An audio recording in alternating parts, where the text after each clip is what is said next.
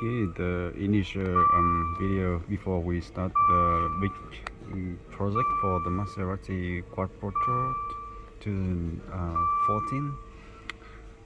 We found that the screen here is not 100% working, and that's the main reason why it needs to be replaced and upgrade. And also for today we checked that the button here doesn't work for the steering wheel volume control, and those button, yeah, the phone button connected, but by some reason the volume control doesn't work. So we will check it out when we finish the job. So here is the standard Maserati system. We also will upgrade the dual headrest to the new system as well. So stay tuned and we will see the next work.